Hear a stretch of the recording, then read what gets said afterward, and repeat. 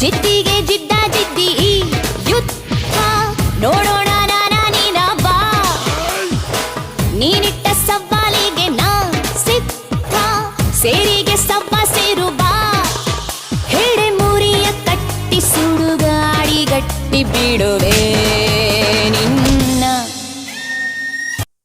ನಮಸ್ಕಾರ ವೀಕ್ಷಕರೇ, ಮೈಸೂರು RTI ಕಾರ್ಯಕರ್ತ ಗಂಗರಾಜು 20 ಲಕ್ಷಕ್ಕೆ ಧನಂಜಯನನ್ನ ಕಾರ್ ಮೇಲೆ ಜಂಬೂ ಸವಾರಿ ಮಾಡಿಸಿದ್ರ. ಇದು ಗರುಡ ಟಿವಿಯ ವಿಶೇಷ ಕ್ರೈಮ್ ವರದಿ. ವೀಕ್ಷಕರೇ ಹೇಳ್ತಾರಲ್ಲ, RTI ಒಂದು ದಂಧೆ ಆಗ್ಬಿಟ್ಟಿದೆ. 20 ರೂಪಾಯಿ ಇಲ್ಲಿ ತಗೊಂಡು, ಅಂದರೆ ಎಲ್ಲರೂ ಅಂತ ಹೇಳಲ್ಲ, ಕೆಲವೊಬ್ರು ಒಳ್ಳೆ ರೀತಿಯಿಂದ ಬಳಸ್ತಾರೆ ಅದನ್ನ, ಕೆಲವೊಂದು ಸತಿ ಮಾತ್ರ ಇಲ್ಲಿ ಜಿಗಣೆ ಥರ ಹೀರ್ಲಿಕ್ಕೆ ಒಂದಿಷ್ಟು ಜನ ಇದ್ದಾರೆ. ಆ ಅನುಭವಗಳು ಕೂಡ ಗರುಡ ನಿಮ್ಗೆ ಸಾಕಷ್ಟು ತೋರಿಸಿದೆ. ದಸ್ಕಾ ಬೀಸ್ ಅಂತೇಳಿ ತಗೊಳ್ರಿ 20 ರೂಪಾಯಿ ಪೋಸ್ಟಲ್ ಆರ್ಡ್ರು, ತಗೊಳ್ರಿ 20 ಲಕ್ಷ ಅನ್ನೋ ಲೆಕ್ಕ ಇಲ್ಲೇ. ಹಂಗಾಗಬಾರ್ದು. ಆದಾಗ ಏನಾಗ್ತದೆ, ಇಲ್ಲಿ ಸ್ನೇಹಮಯ ಅವ್ರು ಏನು ಹೇಳ್ತಾರೆ ಕೇಳಿ. ಒಳ್ಳೆ RTI ಕಾರ್ಯಕರ್ತರಿಗೂ ಕೂಡ ಮುಜುಗರ ಮಾಡೋಂಥ ಒಂದು ವರ್ಗ ಹುಟ್ಕೊಂಡ್ಬಿಟ್ಟಿದೆ ಅಂತ ಹೇಳ್ತಾರೆ. ಅದನ್ನು ನಿಮಗೆ ತೋರಿಸ್ತದೆ ಕೊನೆಯಲ್ಲಿ. ವೀಕ್ಷಕರೇ, ದಿನಾಂಕ 20/5/2026 ಕುವೆಂಪು ನಗರ್ ಪೊಲೀಸ್ ಸ್ಟೇಷನಲ್ಲಿ ಒಂದು FIR ಆಗ್ತದೆ. FIR ನಂಬರ್ 43/26 BNS ಅಡಿ 109/1 ಅಂದರೆ ಕೊಲೆಗೆ ಸಂಚು ಅಂತ. ಇಲ್ಲಿ ಅಟೆಂಪ್ಟ್ ಟು ಮರ್ಡರ್, ಕೊಲೆಗೆ ಯತ್ನ ಮಾಡಿದ್ದಾರೆ ಅಂತ ಹೇಳಿ. ಈಗ RTI ಕಾರ್ಯಕರ್ತ ಗಂಗರಾಜ್ ಅವರು ಜೈಲಿನಲ್ಲಿ ಇದ್ದಾರೆ ಅನ್ನೋದಕ್ಕಿಂತ ಇಲ್ಲಿ ಸೂಪರ್ ಸ್ಪೆಷಾಲಿಟಿ ಹಾಸ್ಪಿಟಲ್ನಲ್ಲಿ ಇದ್ದಾರೆ. ಯಾಕಂದರೆ ಗೊತ್ತಲ್ಲ, ಎಷ್ಟೇ ಪೈಲ್ವಾನ್ ಇರಲಿ, ಇಲ್ಲಿ ಜೈಲು ಆ ಸೆಕ್ಷನ್ಸ್ ಬಿದ್ದ ತಕ್ಷಣ ಎದೆ ಹಿಡ್ಕೊಂಡ್ಬಿಡ್ತಾರೆ. ಅದು ಯಾಕಂತ ಗೊತ್ತಿಲ್ಲ. ಅಂದರೆ ಅದೊಂದು ತೋರಿಸೋದು, ಹಾ ಅಂದ ತಕ್ಷಣ ಕರ್ಕೊಂಡು ಹೋಗ್ತಾರೆ ಜೈಲಿನಲ್ಲಿ. ಪಾಪ ಅವ್ರು ಇಬ್ಬರು ಪೊಲೀಸ್, ಅವ್ರಿಗೆ ಸಮಸ್ಯೆ ಏನರಾದ್ರೆ ಎಲ್ಲಿ ಒಳಗೆ ಸತ್ತಿಗಿತ್ತಾರ ಅಂತ ಹೇಳಿ ಕಳಿಸ್ಬಿಡ್ತಾರೆ.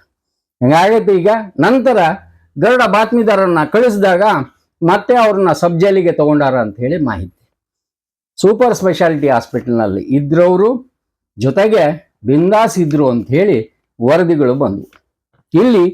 ಇಲ್ಲಿ ವಿಶೇಷವಾಗಿ ಈಗ ದೂರದಾರರ ವಿಚಾರಕ್ಕೆ ಬಂದಾಗ ಧನಂಜಯ್ ಅಂತ ಹೇಳಿ 20/6/2026 ರಾತ್ರಿ 8:30 ಅವರು ಕುವೆಂಪು ನಗರ ಸ್ಟೇಷನ್ಗೆ ಬರ್ತಾರೆ. ದೂರವೊಂದ ಕೊಡ್ತಾರೆ. ದೂರಿನಲ್ಲಿ ಉಲ್ಲೇಖ ಏನಿದೆ ಅಂದರೆ, 2024 ಇಸ್ವಿ ಮೂಡಾದಲ್ಲಿ ಕೆಲಸ ಮಾಡೋ ನಂದೀಶ್ ಅನ್ನೋರ ಪರಿಚಯ ನನಗೆ ಆಯಿತು. ಇಲ್ಲಿ ಮೂಲ ಅಂದರೆ ಯಾವ ರೀತಿ ಹೊಂಟು, ಇಲ್ಲಿ ಕೊಲೆಗೆ ಯತ್ನ ಯಾವ ರೀತಿ ಆಯಿತು. ಈಗ IPC ತಗೊಂಡ್ರೆ 307 ಅಂತ ಇದ್ರು, ಈಗ BNSನಲ್ಲಿ 109 ಅಂತ ಆಗಿದೆ. ಒಂದು ಸೈಟ್ ಖರೀದಿ ಮಾಡಿಕೊಳ್ಳಿ ಅಂತ ಹೇಳಿ ನನಗೆ ನಂದೀಶ್ ಅವರು ಹೇಳ್ತಾರೆ. ಜೊತೆಗೆ RTI ಕಾರ್ಯಕರ್ತ ಗಂಗರಾಜನ್ನ ಪರಿಚಯ ಮಾಡಿಸ್ತಾರೆ. ಅಲ್ಲಿ ಈ RTI ಗಂಗರಾಜಿಗೆ ಲಿಂಕ್ ನೀಡಿದ್ದೆ ನಂದೀಶ್ ಅಂದಂಗಾಯಿತು. ಆದರೆ ನಂದೀಶ್ ಹೇಳೋರು, ನನಗೆ ಇದಕ್ಕೆ ಸಂಬಂಧನೇ ಇಲ್ಲ, ಎಲ್ಲ ಅದು AI ಕ್ರಿಯೇಟ್ ಮಾಡಿಕೊಂಡು ನಮ್ಮ ಜೊತೆಗೆ ನಂಗೆ ಸೇರ್ಕೊಂಡು ಮಾಡಿದ್ದಾರೆ, ನಾನು ಏನೂ ಮಾಡಿಲ್ಲ. ಜೊತೆಗೆ ನಾನು 2 ಬಾರಿ ಸಸ್ಪೆಂಡ್ ಅಂತ ಹೇಳ್ತಾರಲ್ಲ, ಹೈಕೋರ್ಟ್ನಲ್ಲಿ ನಾನು ಗೆದ್ದು ಬಂದಿದ್ದೀನಿ, ಗೆದ್ದು ಬಂದ ಮೇಲೆ ಇನ್ನು ಅಮಾನತು ಅನ್ನೋ ರೀತಿಯಲ್ಲಿ ತೋರಿಸೋದೇ ಒಂದು ರೀತಿಯಿಂದ ತೇಜೋವಧೆ ಅಂತ ಹೇಳ್ತಾರೆ. ಇಲ್ಲಿ ಇರಲಿ 8,712 ಸ್ಕ್ವೇರ್ ಫೀಟ್ ಗಂಗರಾಜ್ ಅವರು ಇಲ್ಲಿ ಅದನ್ನು ಕೊಡಿಸ್ತೀನಿ ಅಂತ ಹೇಳಿ 2024ರಲ್ಲಿ 20 ಲಕ್ಷ ನಗದು ರೂಪಾಯಿ ನೀಡಿದೇನು ಅಂತ ಹೇಳ್ತಾರೆ. ವೀಕ್ಷಕರೇ, 20 ರೂಪಾಯಿ ನೀಡಬೇಕಂದ್ರೂ ಕೂಡ 10 ಸತಿ ಯೋಚನೆ ಮಾಡ್ತಾರೆ, 20 ಸತಿ ಯೋಚನೆ ಮಾಡ್ತಾರೆ. ಇಲ್ಲಿ ಬೆಕ್ಕಿಗೆ ಜ್ವರ ಬಂದಂಗೆ ಕೆಲವೊಂದು ಅಂಶಗಳಿದ್ದಾವೆ. ಯಾಕಂದರೆ ನಾನು ಹರಿಶ್ಚಂದ್ರನ ಹೆಣ ಇವ್ರ ಮನೆ ಮುಂದೆ ಹೋಗಿತ್ತು ಅಂತ ಹೇಳಲ್ಲ. ಧನಂಜಯರೇ, 20 ಲಕ್ಷ ರೂಪಾಯಿ ನೀವು ಕ್ಯಾಶನ್ನು ಹೆಂಗೆ ಕೊಟ್ರಿ? Ignorance of law is no excuse. ಕಾನೂನಿನ ತಿಳುವಳಿಕೆ ನಿಮಗಿರ್ಲಿಲ್ಲ ಅಂದರೆ ನೀವು ಏನು ಮಾಡಿದ್ದು ಸರಿ ಅಂತ ಹೇಳಿ ಯಾವ ಕಾನೂನು ಹೇಳೋದಿಲ್ಲ. ಇಲ್ಲಿ ನೀವು ಅಲ್ಲಿ ನಮ್ಮನ್ನ ಕೊಲ್ಲಿಕ್ಕೆ ಬಂದಾರ ಅಂತ ಹೇಳೋದು ಅದು 307 ಅಥವಾ 109 ಅದು ಬೇರೆ. ಆದರೆ ತಗೊಂಡು ಬರೋದಕ್ಕೆ ಯಾಕೆ ಅಂತ ಅಷ್ಟೇ. ಅದು ಯಾಕೆ ನಿಮ್ಮ ಮೇಲೆ ಕಾರ್ ಹಾಯಿಸ್ಲಿಕ್ಕೆ ಹೋಗಿದ್ರು ಅಥವಾ ಆ ವಿಡಿಯೋದಲ್ಲಿ ನೋಡ್ದಂಗೆ ಆಯಿತು ಅಂತ ಅಷ್ಟೇ. 20 ಲಕ್ಷ ರೂಪಾಯಿ ಕ್ಯಾಶ್ ಕೊಡ್ತೀರಿ. ಅದು ಇಲ್ಲಿ ಸೈಟು ಆ ಬನ್ನಂತೇಗೌಡರಿಗೆ ಯಾಕೆ ನೀಡಲಿಲ್ಲ? ಯಾಕಂದ್ರೆ ಇವರು ಬನ್ನಂತೇಗೌಡರದಂತ ಜಾಗ ಅದು. ಅಲ್ಲಿ RDI ಕಾರ್ಯಕರ್ತ ಗಂಗರಾಜ್ಗೆ ಯಾಕೆ ನೀಡಿದ್ರು 20 ಲಕ್ಷ ಅಂತ ಪ್ರಶ್ನೆ ಬರ್ತದೆ. ತನಿಖೆ ನಡೀತಾ ಇದೆ ಕುವೆಂಪು ನಗರದಲ್ಲಿ. ಸರಿ, ತನಿಖೆ ಯಾವ ರೀತಿ ಅಂತಂದ್ರೆ, ಇಲ್ಲಿ ಕಾರ್ ಹಾಯಿಸ್ಲಿಕ್ಕೆ ಬಂದಿದ್ದಂತೂ ಸರಿ, ಅದು ವಿಡಿಯೋದಲ್ಲಿ ಕಾಣ್ತದೆ. ವಿಡಿಯೋ ತೆಗೆದ್ರೆ ಚೆಂದಾಗೆ ತೆಗೆದಿದ್ದಾರೆ, ಹಿಂದೆ ಹೋಗಿ ಅದನ್ನ ತಗೊಂಡೋಗಿ ಇಲ್ಲಿ ಪ್ರಶ್ನೆ ಏನಂತಂದ್ರೆ, ನಿಮ್ಗೆ ಉಲ್ಲೇಖ ಮಾಡ್ತೀನಿ. ಈಗ ನಂದೀಶ್ ಇದ್ರು ಅಂತ ಹೇಳ್ತಾರಲ್ಲ, ನಂದೀಶ್ ಅವ್ರು ಇಲ್ಲ ಅಂತ ಹೇಳಿದಾಗ ನಂದೀಶ್ ಅವ್ರಿಗೆ ಪ್ರಶ್ನೆ ಏನ್ ಬರ್ತದೆ? ನಂದೀಶ್ ಅವ್ರು ಇದ್ರು ಕೂಡ ಸಪೋಸ್ 20 ಲಕ್ಷ ರೂಪಾಯಿ ಕ್ಯಾಶ್ ಅನ್ನ ಹೆಂಗ್ ತಗೊಂಡೋದ್ರು, ಹೆಂಗ್ ಕೊಟ್ರು, ಯಾಕೆ ಕೊಟ್ರು?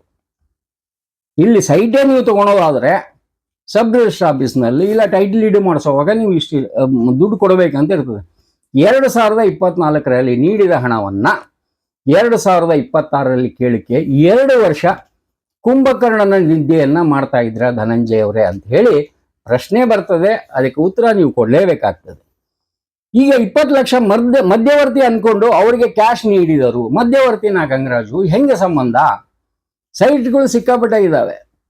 ಇಲ್ಲಿ ಯಾರಿಗೆ ಅಂತ ರೊಕ್ಕ ಕೊಟ್ಟು ಹೇಳ್ತಾರಲ್ಲ, ಎತ್ತಿಗೆ ಜ್ವರ ಬಂದ್ರೆ ಎಮ್ಮೆಗೆ ಬರೆ. ಪಾಪ ರಕ್ಷಿತ್ ಅವ್ರನ್ನ ತಗೊಂಡು ರುಬ್ಬೋದಾದ್ರೆ ರಕ್ಷಿತ್ ಅವ್ರಿಗೆ ಇದಕ್ಕೆ ಏನ್ ಸಂಬಂಧ?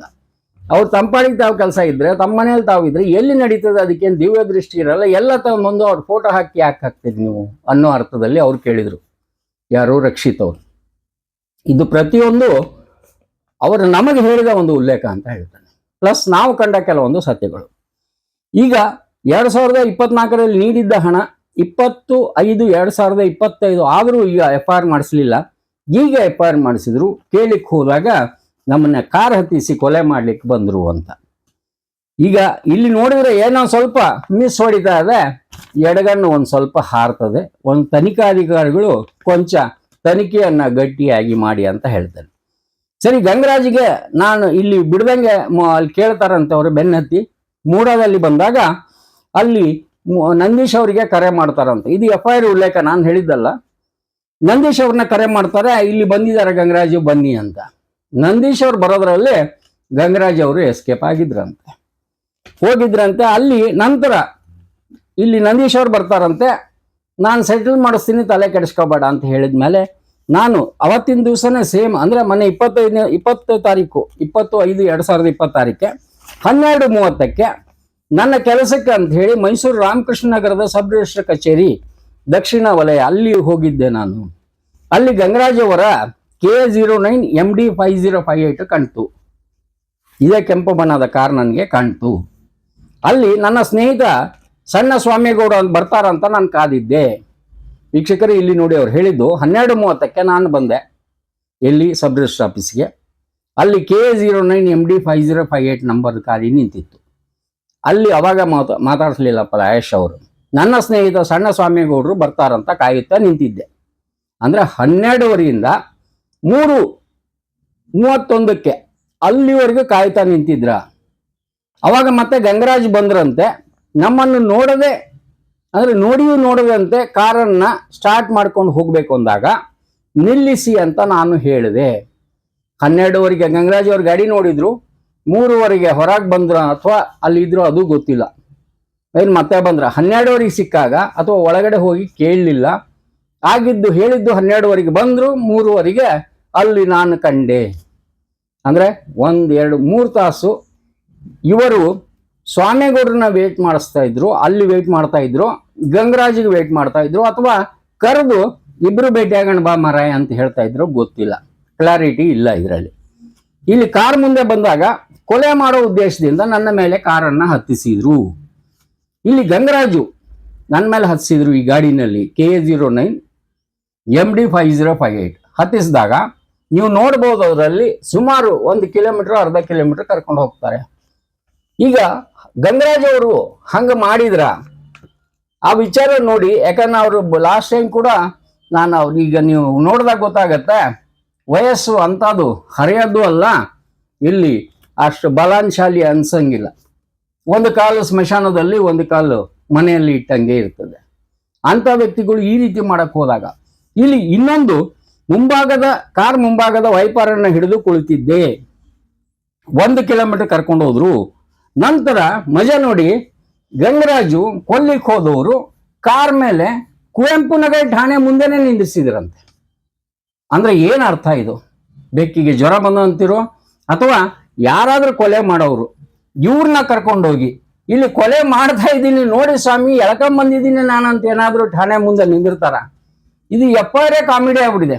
ನನಗಂತೂ ಕಾಮಿಡಿ ಅನಿಸ್ತಾ ಇದೆ, ಬೇರೆಯವ್ರಿಗೆ ಗೊತ್ತಿಲ್ಲ. ಒಂಚೂರು ಏನೋ ಕಾನೂನಿನ ನಾಲೆಜ್ ಇರೋದ್ರಿಂದ FIR ನೋಡಿದ ತಕ್ಷಣ ನಗು ಬರ್ತದೆ. ಆ ನಗು ಬಾಯಿಂದ ಅಲ್ಲ, ಬೇರೆ ಕಡೆಯಿಂದ ಎಲ್ಲೋ ಬರ್ತಾ ಇದೆ ನನಗೆ. ಇಲ್ಲಿ ಕಾರನ್ನ ತಂದು ಕುವೆಂಪು ನಗರ ಠಾಣೆ ಎದುರಿಗೆ ನಿಂದಿರ್ಸ್ತಾರಂತೆ. ಒಂದು ಓಡುವಾತ ಅಥವಾ 307 ಅಥವಾ 109 ಮಾಡೋವಾಗ ಈತ ಠಾಣೆಗೆ ಯಾಕೆ ಕರ್ಕೊಂಬಂದ? ಇದು ಒಂದು ರೀತಿಯಿಂದ ಗಂಗರಾಜ್ ಅವರೇ ಪ್ರಶ್ನೆ ಮಾಡಬೇಕು. ನೀವು ಹಾಸ್ಪಿಟಲ್ನಿಂದ ಜೈಲಿನಿಂದ ಹಾಸ್ಪಿಟ್ಲ್, ಇಲ್ಲಿ ಕೋತಿ ಜಂಪ್ ಮಾಡ್ದಂಗೆ ಜಂಪ್ ಮಾಡ್ಕೊಂತ ಇರ್ರಿ, ನಿಮ್ಗೆ ತುಂಬಾ ಜನ ಸಹಕಾರ ಕೊಡ್ತಾರೆ. ಯಾಕಂದ್ರೆ మీ దగ్గర ಡಬ್ಬು ಉಂದಿ ಹೇಳ್ತಾರಲ್ಲ, ಹಣ ಕೊಟ್ಟ ತಕ್ಷಣ ಹೆಣ ಸಹಿತೆ ತನ್ನ ಹೆಸರು ಹೇಳಿ ಮತ ಮಲ್ಕೊಂತದಂತೆ ತಗ್ಗಿನಾಗ. ಹಂಗ ಆಗ್ಲಿ ಏನೇ ಆಗ್ಲಿ, ಇಲ್ಲಿ ಇದನ್ನ ತೋರಿಸ್ತಾ ನಾನು ಹೇಳೋದು, ಸ್ನೇಹಮಯಿಯವರು ಅಸಲಿ ಹೋರಾಟಗಾರರು, ಅವರು ಒಂದಿಷ್ಟು ಮುಜುಗರ ಮಾಡ್ಕೊಂಡಿದ್ದಾರೆ. ಈಗ ಇವೆಲ್ಲ ಚಿತ್ರಣವನ್ನು ತೋರಿಸ್ತಾ, ಒಂದು ನಂದೀಶ್ ಅವರು ಈಗೇನು ತಗೋತಾ ಇದ್ದಾರಲ್ಲ, ಅವರು ಇಲ್ಲಿ ಅಸಂಬದ್ಧ ಅಂತ ಹೇಳಿ ಅನಿಸ್ತಾ ಇದೆ ಒಂದು. ಸೆಕೆಂಡ್, ರಕ್ಷಿತ್ ಅವರಂತ ಸಂಬಂಧನೇ ಇಲ್ಲ. ಯಾಕಂದ್ರೆ ಆ ಛತ್ರಿ ಕೆಳಗೆ ನಿಂತಾಗ ಒಂದಿಷ್ಟು ಅಬ್ಬಬ್ಬ ಅಂದ್ರೆ ರಕ್ಷಿತ್ ಅವರು ನಾವು ಅಡ್ವೈಸ್ ಮಾಡಿದ್ದಿಷ್ಟೇ, ಯಾರೇ RTI ಕಾರ್ಯಕರ್ತರು ಬಂದ್ರೆ ಅಲ್ಲಿ ಇನ್ವಾರ್ಡ್ ಅಂತ ಇರ್ತದೆ, ಕೋರ್ಟ್ ಹೋಗಿಬಿಡಿ, ಆಗಿಲ್ಲ ಅಂದ್ರೆ ಅಪೀಲ್ ಮಾಡ್ಬೇಕು. ಫಸ್ಟ್ ಕೊಡ್ಲಿಲ್ಲ ಅಂದ್ರೆ 30 ದಿವಸ ಆದ್ಮೇಲೆ ಮಾಹಿತಿ ಕೊಡ್ಲಿಲ್ಲ ಅಂದ್ರೆ ಅಪೀಲಿಗೆ ಹೋಗ್ಬೇಕು. ಅಪೀಲ್ ಅಥಾರಿಟಿ ಅವಾಗ ಬರ್ತಾರೆ. ಡೈರೆಕ್ಟ್ ನೀವು ಹೋದ್ರೆ CCTV ನಲ್ಲಿ ನೋಡಿ. ಇಲ್ಲಿ ನಾನು ಹೇಳಬೇಕಾಗಿದ್ದು, ತನಿಖಾಧಿಕಾರಿಗಳೇ ಕುವೆಂಪು ನಗರ್ ಅವ್ರಿಗೆ ನಿಮ್ಗೆ ಹೇಳೋದು, ಗಂಗರಾಜ್ ಅವರ ಮೊಬೈಲನ್ನು ಸೀಸ್ ಮಾಡಿ, ಧನಂಜಯ್ ಅವರ ಮೊಬೈಲನ್ನು ಸೀಸ್ ಮಾಡಿ, ಇಲ್ಲಿ ನಂದೀಶ್ ಅವರ ಮೊಬೈಲನ್ನು ಸೀಸ್ ಮಾಡಿ, ರಕ್ಷಿತ್ ಅವರ ಮೊಬೈಲನ್ನು ಪರಾಮರ್ಶಿಸಿ, ಲಿಸ್ಟ್ ತಗೊಳ್ಳಿ. ಗಂಗರಾಜ್ ಅವರು ಯಾರಿಗೆ ಎಷ್ಟು ಸತಿ ಕಾಲ್ ಮಾಡ್ತಾರೆ, ಯಾಕೆ, ಇವ್ರಿಗೆ ಎಷ್ಟು ಸತಿ ಮಾಡಿದ್ದಾರೆ ನೋಡಿ. ನೀವು ಮಾಡ್ತಿರೋ ತನಿಖೆನಲ್ಲಿ ಸರಿ. ನಂತರ ಯಾರ್ಯಾರು ಎಷ್ಟು ಸತಿ ಮಾಡ್ತಾರ, ಅವಶ್ಯಕತೆ ಏನಿದೆ ಅಂತ ಕೇಳಿ. ಅವಾಗ ಗೊತ್ತಾಗತ್ತೆ ಇದು ಒಂದೇ ಕೆಲಸಕ್ಕೆ ಬರ್ತಾರೋ ಅಥವಾ ಬೇರೆ ಬೇರೆ ಕೆಲಸಕ್ಕೆ ಬರ್ತಾರೆ. ಯಾಕಂದ್ರೆ ಗಂಗರಾಜ್ ಅವರು ಒಂದ್ ರೀತಿಯಿಂದ ಮೂಡಾದಲ್ಲಿ ಠಿಕಾಣಿ ಹೂಡ್ತಾರೆ, ಅವರ ಹೆಡ್ ಆಫೀಸೇ ಅದು ಅಂತ ಹೇಳ್ತಾರೆ. ಹಿಂಗಾಗಿರೋದ್ರಿಂದ ಸ್ವಾಮಿ ನಾವು RTI ಕೆಲಸನ ಮಾಡ್ತೀವಿ. RTI ಅರ್ಜಿ ಹಾಕಿದ ತಕ್ಷಣ ಕಾರ್ಯಕರ್ತರು ನಾವು ಆಗ್ತೇವೆ. ಹಗಲೆಲ್ಲ ಹೋಗಿ ಎಲ್ಲೂ ಕೂಡೋದಿಲ್ಲ. ನಾವು ಮಾಹಿತಿ ತಕ್ಕಂತೀವಿ, ಗರುಡನಲ್ಲಿ ಮುಲಾಜಿಲ್ಲಂಗೆ ಹೊಡಿತೀವಿ. ನಾವು ಅದನ್ನ ತೋರ್ಸೋದು ಹಿಂಗೆ ಮಾಡಿದ್ರೆ ಪರವಾಗಿಲ್ಲ. ಇಲ್ಲಿ ಒಂದೇ ಒಂದು ಲೋಕಾಯುಕ್ತ ಉದೇಶ್ ಸರ್ಗೆ ಒಂದು ನಾನು ರಿಕ್ವೆಸ್ಟ್ ಮಾಡ್ತಾನೆ, ಈ RTI ಕಾರ್ಯಕರ್ತರು ಅಂತ ಏನು ಹಾಕ್ತಾರಲ್ಲ, ಅವರ ಅರ್ಜಿಗಳನ್ನ ತಗೊಂಡಿದ್ವಿ. ಕ್ಲೈಮ್ಯಾಕ್ಸ್ ಏನು ಕೊಟ್ಟಿದ್ದಾರೆ ಈ ತನಕ ಅಂತ ಹೇಳಿ ಒಂದು ವರದಿಯನ್ನಾದ್ರೂ ಕೊಡಿ. ಯಾಕಂದ್ರೆ ಪಾಪ ಸರ್ಕಾರಿ ಅಧಿಕಾರಿಗಳು ಒಂದ್ ರೀತಿಯಿಂದ ಬೆವರು ಇವ್ರು ಬಂದ ತಕ್ಷಣ ಒಂದಿಷ್ಟು ಪ್ಲಸ್ ಮೈನಸ್ ಮಿಸ್ಟೇಕ್ಸ್ ಮಾಡಿರ್ತಾರೆ. ಆದ್ರೆ ಅವುಗಳನ್ನ ತಗೊಂಡು ಏನ್ ಡೀಲ್ ಮಾಡ್ತಾರಲ್ಲ ಅಂತ RTI ಕಾರ್ಯಕರ್ತರು ಸಮಾಜಕ್ಕೆ ಮಾರಕ ಅಂತ ಹೇಳ್ತಾರೆ. ಇದೆಲ್ಲ ನೋಡಿ, ಯಾಕಂದ್ರೆ ಎಲ್ಲ ಗೊತ್ತಿರತ್ತೆ, ಹಣವನ್ನ ಸಂಪಾದನೆ ಮಾಡಬಹುದು, ಕೊನೆಗೆ ಮನುಷ್ಯ ಒಂದು ದಿವಸ ಹೆಣನೇ ಆಗ್ಬೇಕು. ಈಗ ಇದರ ಜೊತೆಗೆ ಇದು ಭಾಗ 1 ಅಂತ ಹೇಳ್ತಾನೆ. ಭಾಗ 2ರಲ್ಲಿ ಇನ್ನಷ್ಟು ಕಟು ಸತ್ಯಗಳನ್ನ ಗರುಡ ಮುಲಾಜಿಲ್ದಂಗೆ ಚಡ್ಡಿ ಕಳೀತದೆ. ನಮಸ್ಕಾರ ಸರ್. ಈಗ ನೀವು ಹೋರಾಟ ಮಾಡ್ತಾ ಬಂದಿದ್ದೀರಿ ಸಾಕಷ್ಟು, ವಿತೌಟ್ ಎನಿ ಯಾರದೇ ಪ್ಲಸ್ ಮೈನಸ್ ಏನಾದರೂ ನೀವು ಕಮೆಂಟ್ ಬಂದ್ರು ಕೂಡ ಎಲ್ಲೋ ಒಂದ್ ಕಡೆ ಈಗ ಮೂಡಾದಲ್ಲಿ ಕೆಲವೊಬ್ರು ಮಾಹಿತಿ ಹಕ್ಕಿನ ಹೋರಾಟಗಾರರು ಅಂದ್ರೆ ಈಗ ದಸ್ಕಾ ಬೀಸ್ ಅಂತ ಹೇಳ್ತಾರಲ್ಲ, 10 ರೂಪಾಯಿ ಪೋಸ್ಟಲ್ ಆರ್ಡರ್ ಕೊಟ್ಟು ಒಂದು 20 ಲಕ್ಷ 30 ಲಕ್ಷ ತಗೊಂಡು ಹೋಗುವಂತವ್ರು ಇದ್ದಾರೆ ಅಂತ ಹೇಳಿ ಒಂದು ಆರೋಪಗಳು ಬಂದಿದ್ದಾವೆ. ಇಂಥವ್ರು ಯಾರೋ ಮಾಡುವಾಗ ಅಸಲಿ ಹೋರಾಟಗಾರ ತಮ್ಮಂತವ್ರಿಗೆ ಮುಜುಗರ ಆಗಿದೆಯಾ ಸರ್? ಈಗ ಏನಾದ್ರು ಖಂಡಿತವಾಗ್ಲೂ ಸರ್, ಇಲ್ಲಿ ಮಾಹಿತಿ ಹಕ್ಕು ಅಧಿನಿಯಮನ ಜಾರಿಗೆ ತಂದಿದ್ದೆ ಒಂದು ಭ್ರಷ್ಟಾಚಾರ ಅಕ್ರಮ ಹಣನ ಹೊರತೆಗೆಯಕ್ಕೆ ಅಂತೇಳಿ. ಆದರೆ ಅದು ಕೆಲವರು ದುರುಪಯೋಗ ಪಡಿಸ್ಕೊಂಡು ಅಕ್ರಮ ಹಣ ಸಂಪಾದನೆ ಮಾಡೋದಕ್ಕೆ ಬಳಸ್ಕೊಳ್ತಾರಿಂದ ಇಂಥ ಒಂದು ಪರಿಸ್ಥಿತಿ ನಿರ್ಮಾಣ ಆಗಿದೆ. ಮಾಹಿತಿ ಹಕ್ಕು ನಿಯಮದಲ್ಲಿ ಅರ್ಜಿ ಹಾಕಿದ್ದೀವಿ ಅಂದ ತಕ್ಷಣ ತಪ್ಪು ತಿಳಿಯುವಂಥದ್ದು, ಅವ್ರನ್ನ ಬೇರೆ ದೃಷ್ಟಿಕೋನ ನೋಡೋಂಥದ್ದು ಸಮಾಜ ನಡೀತಾ ಇದೆ. ಇದೊಂದು ನಿಜಕ್ಕೂ ನಮ್ಮ ದೇಶ ದುರಂತ. ನಮ್ಮ ದೇಶದ ಜನರ ಮನಸ್ಥಿತಿನೇ ಆಗಿದೆ. ಒಳ್ಳೆಯದಕ್ಕೆ ಬಳಸ್ಕೊಳ್ಬೇಕಾದ್ರೆ ಕೆಟ್ಟಕ್ಕೆ ಬಳಸ್ಕೊಂಡು ಅದರಿಂದ ಅಕ್ರಮ ಹಣ ಸಂಪಾದನೆ ಮಾಡೋದ್ರ ಬಗ್ಗೆ ಯೋಚನೆ ಮಾಡ್ತಾರೆ ಹೊರತು ಅದನ್ನು ಬಳಸ್ಕೊಂಡು ಸಮಾಜಕ್ಕೆ ಎಷ್ಟು ಸಾಧ್ಯವೋ ಅಷ್ಟು ನ್ಯಾಯ ಕೊಡಿಸೋಣ, ಒಂದು ಅಪರಾಧ ಕೃತ್ಯಗಳ ಕಡಿವಾಣ ಹಾಕೋಣ ಅನ್ನೋದ್ರ ಬಗ್ಗೆ ತುಂಬ ಕಡಿಮೆ ಯೋಚನೆ ಮಾಡುವಂಥದ್ದು. ಕಾರ್ಯಕ್ರಮದ ಪ್ರಾಯೋಜಕರು ಪ್ರಿಂಟ್ ಪಾಯಿಂಟ್, ಕಿಟಲ್ ಕಾಲೇಜ್ ಹತ್ತಿರ PB ರೋಡ್, ಧಾರವಾಡ. ನಮ್ಮಲ್ಲಿ ಎಲ್ಲ ತರಹದ banner print, colour print, offset print ಸೇವೆ ಇದೆ. ಬ್ಯಾನರ್ ಆಗಲಿ ಕಲರ್ ಪ್ರಿಂಟ್ ಆಗಲಿ ಸ್ಪಷ್ಟತೆಗೆ ಕನ್ನಡಿ. Print point, the print solution under one roof.